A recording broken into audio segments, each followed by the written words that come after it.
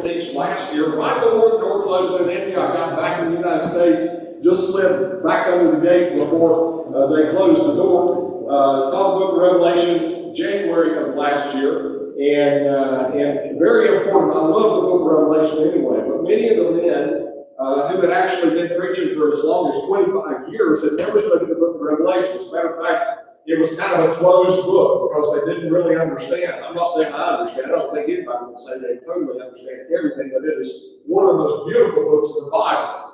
And so you see this group of men, they love the scripture, Revelation chapter 2, verse 10, because we have 10 days of class, and it's 5 hours a day.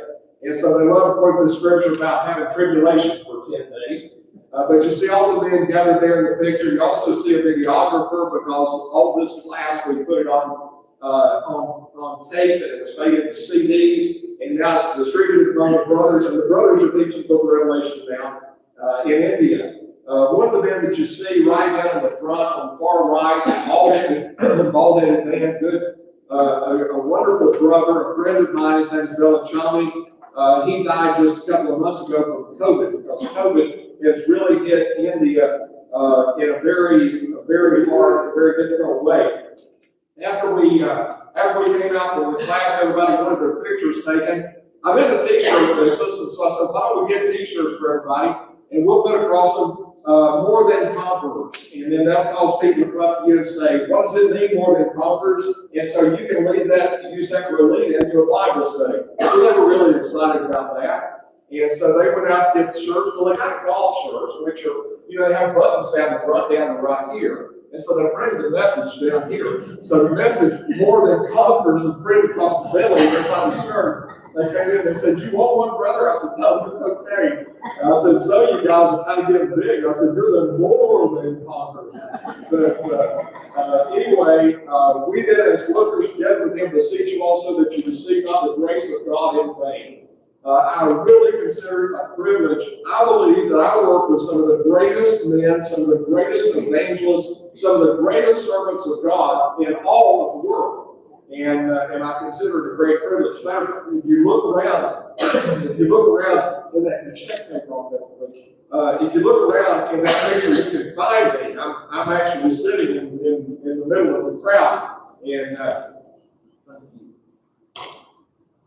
y'all got stuff living down here. We don't have living up in our house, okay? We live up in the mountains. And by the way, we got up this morning. It was the most beautiful. I just started saying how great thou art. Looking out the window, looking at those mountains and seeing the clouds settle down in the mountains. And then above the tallest clouds up there, the tallest mountains, there were clouds. And the mountains were just kind of fading into those clouds. It was just spectacular. Just makes you think God is great. But anyway, I forgot where. Oh, I was talking about y'all. We're not going to stuff living. We don't have living. The man you see here in the picture is Brother Solomon. Brother Solomon, we like to talk about him as the 50-mile bicycle guy. When I met him, he was riding a bicycle 50 miles one way to Cuba every weekend to start the church in Cuba. And there's great work going on in Cuba now. But he's gone on and done many mighty things. One of the most powerful evangelists in the entire world, let me say. And Solomon is a very, very simple man. He doesn't have very much education, and he's not very pretty, and he's not a very charismatic preacher. And it took me a long time to figure out why he and so many of these brothers just like him are so effective. It's because it doesn't have anything to do with the way we look. It doesn't have anything to do with whether or not you have hair. It doesn't have anything to do with your language skills. It has to do with how much faith you have in your heart and how much knowledge you have in your head. And these brothers have so much knowledge in their head, and when you couple that with faith that's in their heart, it doesn't make any difference how you look or how you sound. But he is such a powerful evangelist because he has such great faith in God. And so what we're doing here, every year we get together and we have a planning meeting as far as what we want to see accomplished during that year. And of course, all of our plans are dependent on what God plans, and because God is the one who gives the increase. And like I said earlier, this is God's work. We're kind of stuck on Solomon there.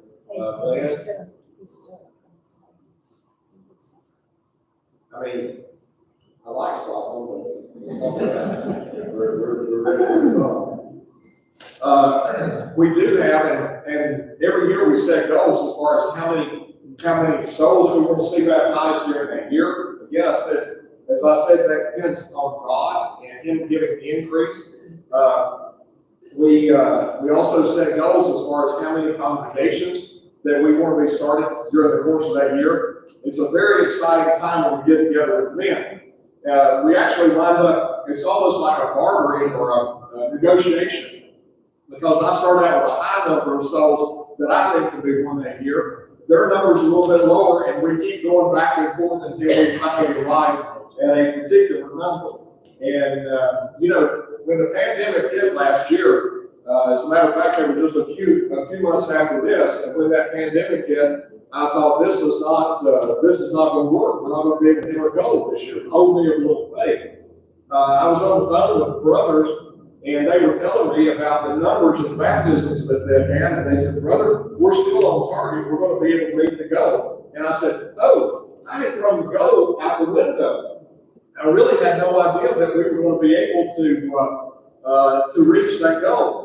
But God did grant us, and as a matter of fact, we sent out a newsletter at the end of last year to say 2020 was the best year that we have ever had as far as winning souls in India. 15,245 souls were baptized last year. 15,245. Also, 196 new congregations of the Churches of Christ were established last year in India with these men that I work with. Now that is known congregations, as a matter of fact. And you were a part of that. Now, a lot of times, and the next question, the next thing that somebody always asks is, okay, you had that many baptisms, but how many of those are still faithful? Well, we go back over the last 5 years, because these brothers really focused on keeping the saved. We go back and we've done a census over the last 5 years, and this census reveals that 87% of all who've been baptized in the last 5 years are still faithful. Some of them have gone on to be preachers, and they're still very active in the. That's not part of it. Okay, now we're going to talk about the flowers of India. But they're very active in the Lord's church, and they've gone on to accomplish just great things. Now, that is also where you come in specifically as a congregation, because of what your funds are geared for. You support our Kingdom Builders programs.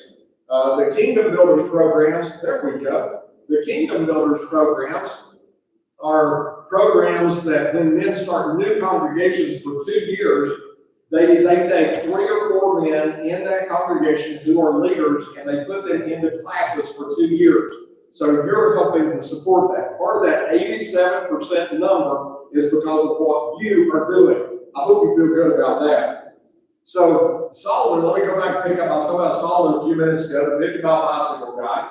So after we had that meeting, I said, "Brother, what do we need to do? Because I just want to help you in any way we can. What can we do that will help you?" He said, "I really need an auto rickshaw." Auto rickshaw is that yellow vehicle that you see there. Because the men, they go out into the villages and they're teaching the Bible, and then the buses stop running at dark, and they don't stop their Bible studies, of course. The Bible study are going to 9 or 10 o'clock at night. Then the men are having to walk home, which may be miles and miles, and walk most of the night, and then get up and go to work the next morning.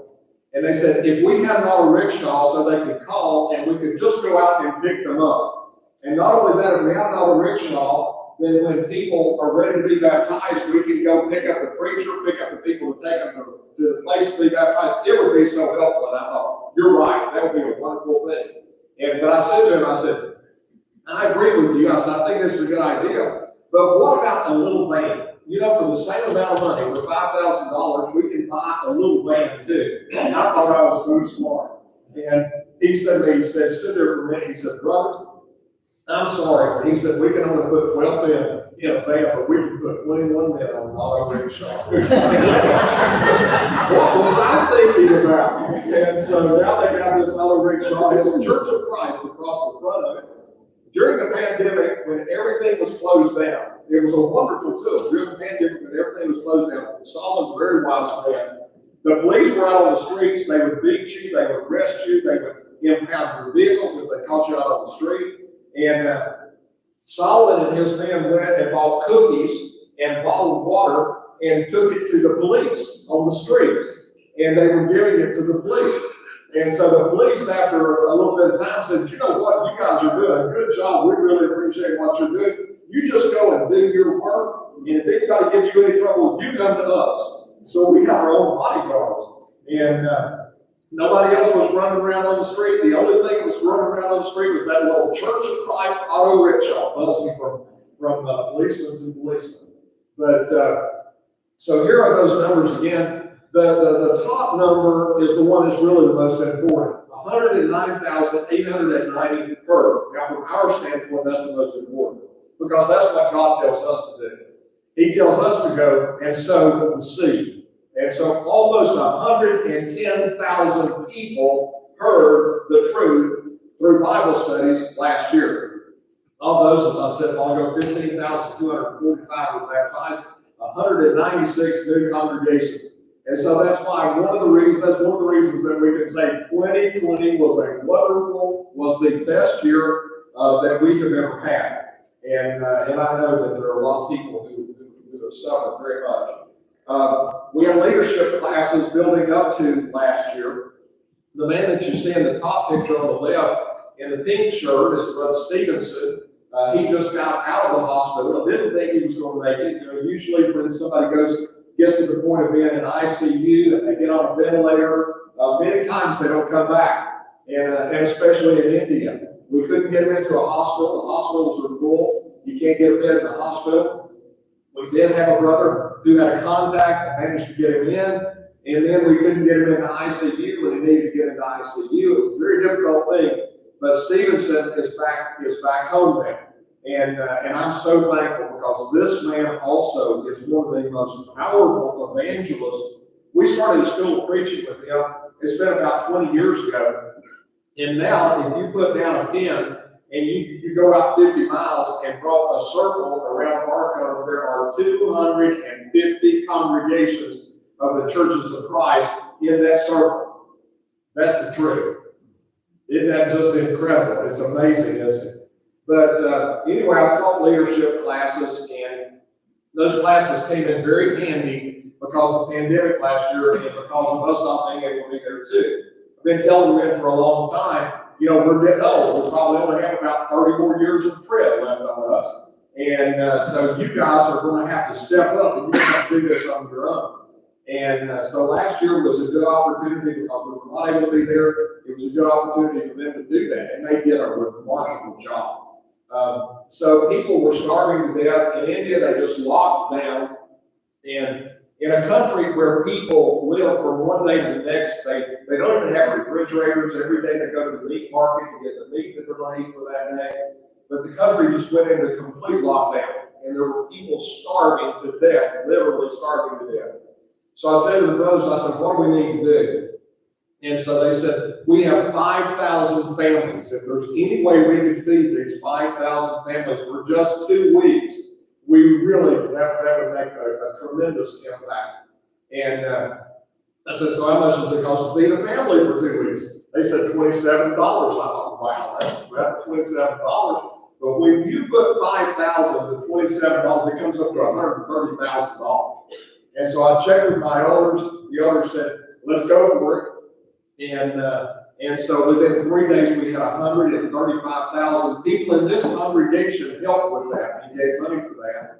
We had $135,000 with which to feed these people. And so great good was done. Now that's Brother Sadish taking some of the relief money. That's Brother Belachami that I was telling you about a few minutes ago. One of the many of our evangelists that we have lost in the past year. It got so bad in India, the pyres where they burn bodies were not enough. And the bodies were just piling up at the crematoriums. And people started taking bodies because it was costing 5,000 rupees per body to dispose of them. That's about $100. And so people were just taking bodies and throwing them in the Ganges River. There was one day when they recovered 75 bodies from the Ganges River. It was really bad in India. This man right here, I saw this video. This is a village that we work in. The man was coming back to the village. He had COVID. They stopped him outside the village, would let him in, of course. His family wouldn't have anything to do with it. Nobody was just out there on his own. He was laying on the ground and he was begging for water, and nobody would come within 20 feet of him. And so finally, his daughter just couldn't stand it anymore. She ran and got water, and when she came back, her mother called her, would not let her get to the father. She broke loose and got to her father, and that's what she's doing here. She's pouring water in his mouth about 30 seconds before he died. And when he died, nobody would come and touch his body for burial. They went, got a backhoe, came and scooped up his body, took it out somewhere and dug a hole and buried him like we used to do cows on the farm. And this is happening still happening today all over India. And it's heartbreaking. It really is heartbreaking. Here's one of our brothers. Now, what happened is the pandemic got better. Kathy and I were there back in February and March. And then we had to come back. And India went back, it just skyrocketed, the numbers did again. And India's getting better as a whole, but Tamil Nadu, the state that we work in, is still locked down. We're supposed to be in India right now. But if we got to India, we can't go anywhere because there's no transportation, there's no planes flying in the areas where we need to go. So the brothers this time, and they didn't ask for help last time. They were just doing it on their own. These men are poor dirt farmers. I want to tell you, they are the poorest of the poor people in the world. And so here's a man, Colin, he's one of the students in our school. He got with his wife, they have a garden. He said, we've got to do something. And so they took their vegetables, they cooked up a pot of stew or whatever it was that they cooked. You can see a picture of her cooking, you see a picture of him cutting up vegetables. And then you see a line of 75 people who came to their house that day. And they fed 75 people. Don't you just love this brother? Aren't you just thankful to be in the kingdom with him? Now, this is Brother Moses. Brother Moses was a student of Solomon. As a matter of fact, he is the teacher now at Cooper, where Solomon actually started, because Solomon is working in kind of a bigger circle. But I just got this picture a day before yesterday. Nagama is 35 years old. Her husband had COVID. They were put out of the village with no place to go. He died. Nobody would have anything to do with her. Her and her daughter were starving to death. Moses showed up with 1,000 rupees. 1,000 rupees is the equivalent of $17, I think. And so he showed up at her door, which doesn't really have a door, but he showed up in front of her little thatched hut, and that's her daughter in the picture. And so she said, you made a mistake because we don't know you. And he said, no, I haven't made a mistake. I'm here for the Church of Christ, and I came here to help you. And she just started crying. She's used up all the food that they had. There was nothing left, and she didn't know what was going to happen with her and her daughter. I got involved in this relief work because I heard one man who woke up early in the morning, and the sun was not up yet, and he was just laying there ready for his children to wake up because he knew they were going to start crying the same way they did when they would sleep the night before, because there was no food. And it broke my heart. I cannot imagine being in a situation where I could not provide food for my children and my family. But anyway, she was so thankful. She said, nobody cares about us. She said, our relatives have not even checked on us. Nobody has had any connection with us. We didn't know what we were going to do. She said, but you come here from the Church of Christ. She said, the government hasn't done anything, the Red Cross hasn't done anything, but you folks from the Church of Christ, you care.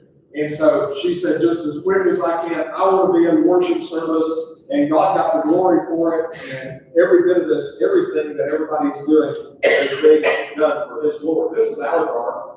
Aligar I told you about him, I think, the last time I was here.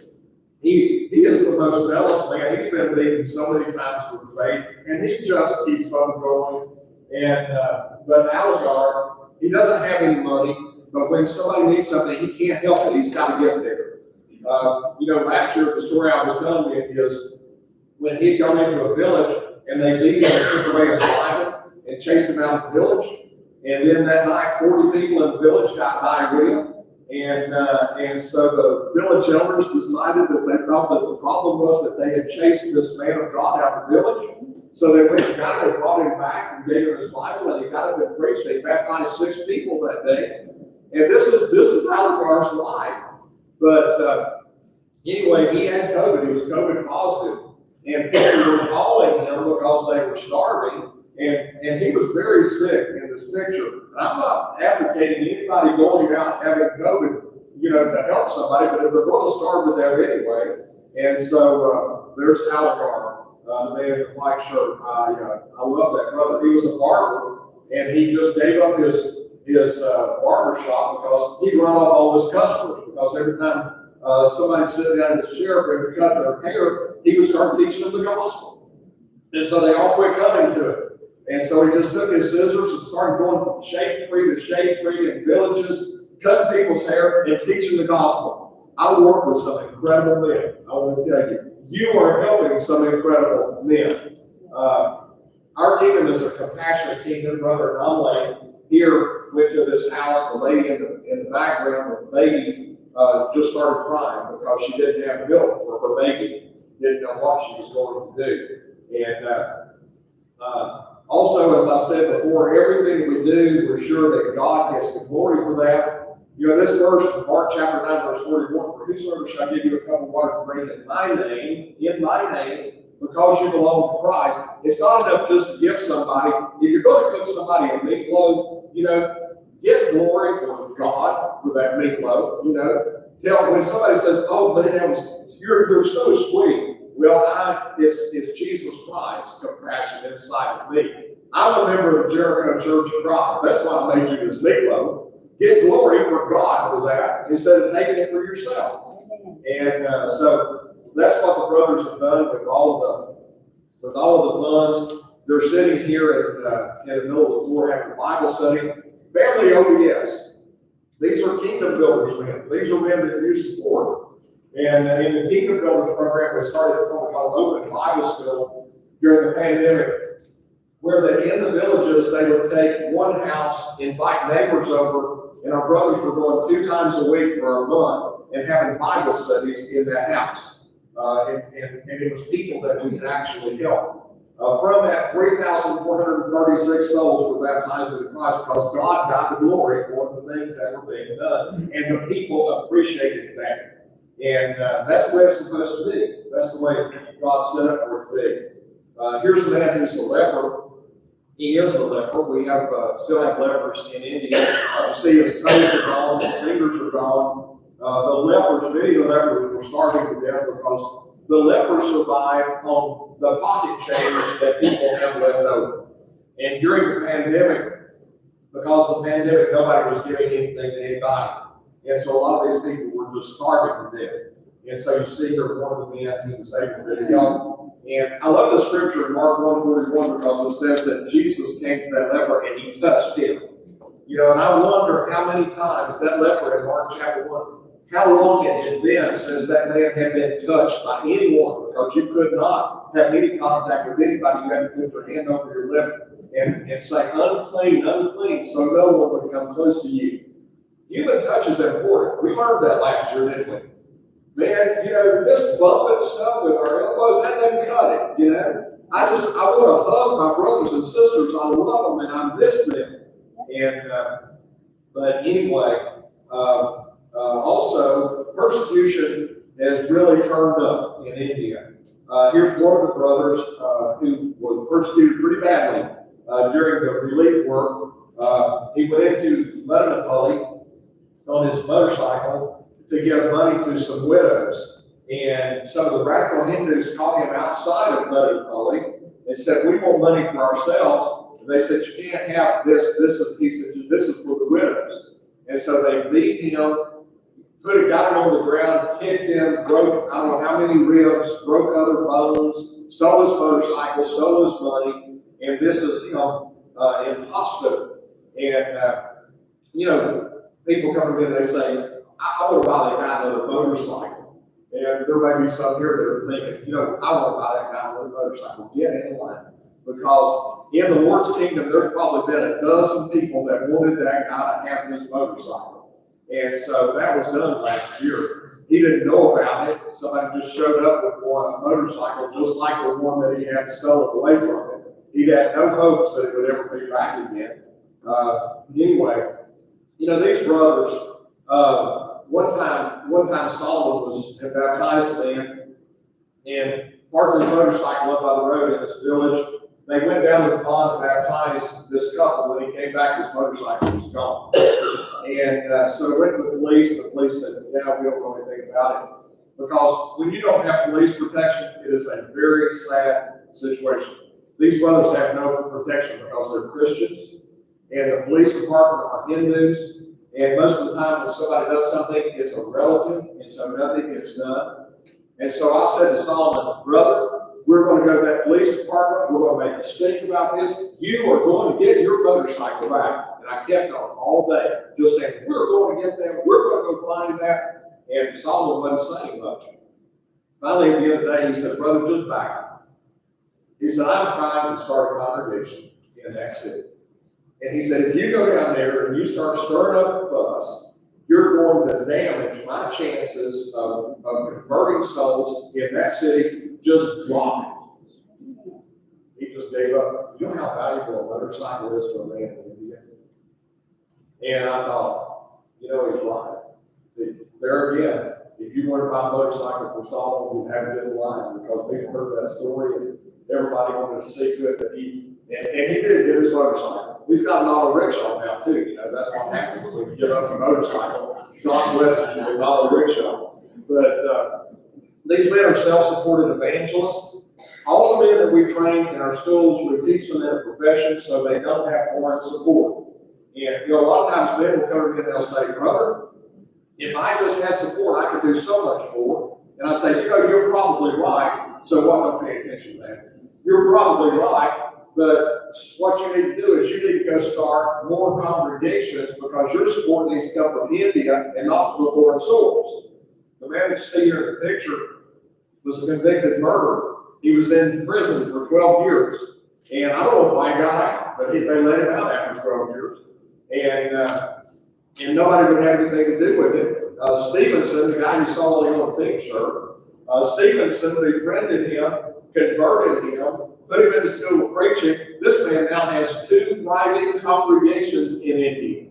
And I love the scripture, according to the grace of God, which was given to me as a wise master builder. All of us are what we are by the grace of God. Just like this brother is what he is by the grace of God. And there he is. When I saw this picture of him going and giving relief work to this widow who had not eaten in 2 days, it just really touched my heart knowing his background. We were able also during the pandemic, you see a little finger of islands going down to Sri Lanka. And I've always wanted to be able to go down there. And there's my beautiful wife. I tell everybody when they hire these Indian saris. And I tell them, I say, my blue, it really sets her eyes. And so she's got a little chisel over her blue saris here, but standing on the bridge, going down to that point. This is out in the middle of the ocean. And we now have 2 new congregations in London, right on the edge of India, before you start down that little trail. We went back to the church building. We got a Bible study that afternoon, invited people from the community. It's 105 degrees. This is a metal building. I mean, I feel like a turkey on Thanksgiving morning, when you walk out that building. But there were 5 more souls that were added at the end of that. There are 3 children's homes. We have 200 children in our care. Fatherless children, almost all of them fatherless. These are the girls at the D&I campus. The boys love me. I work with them in the fields. We do things together. That boy in the upper left corner is Sadiq. This satchel that I have right here, when I walk on the campus, he comes and he takes that satchel, and he is like my shadow all day carrying this thing. And when I'm working in the fields, I'm calling, they go and get an umbrella, and they try to stand over the top of me with an umbrella. And I'm like, put the umbrella away. But they love me, and we love them, and God is so great. The man you see on the left side of the picture is Ramesh. I think he just got out of the COVID camp. They have a camp where they round people up and put them because you can't get in the hospital, so they've got camps. Ramesh was put into a COVID camp.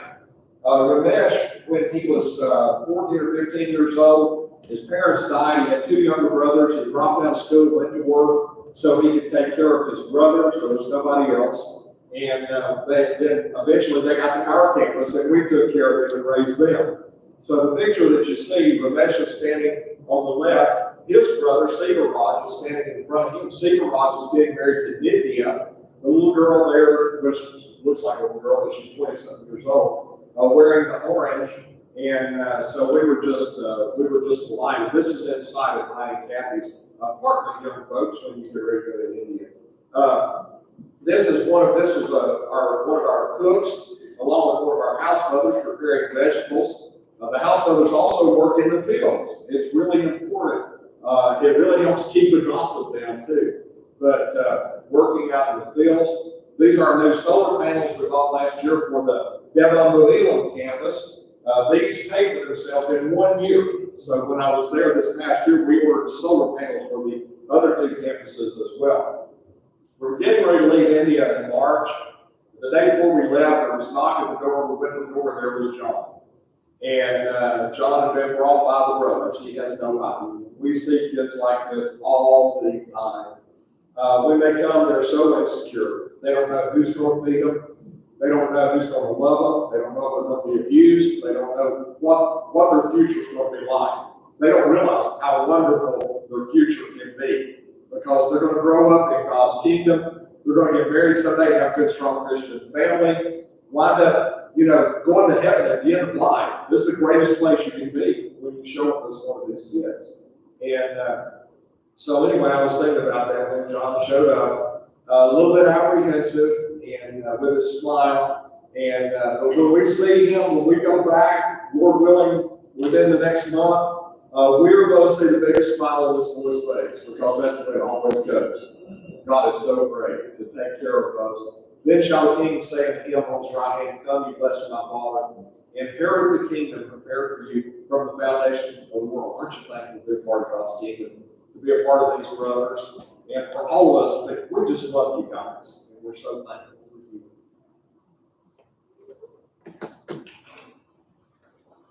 That's all.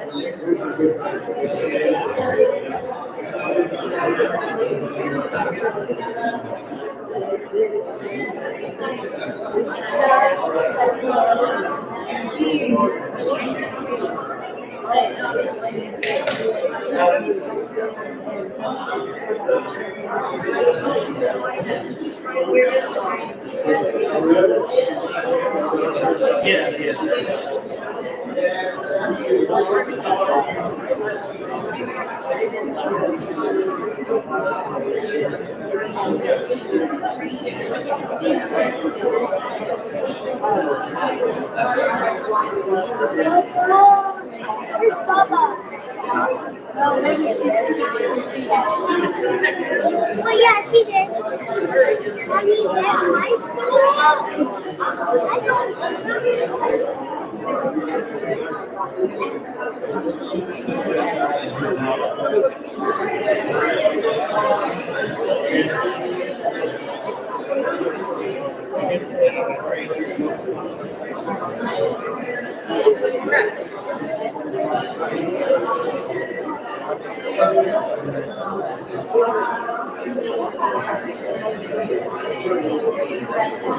don't.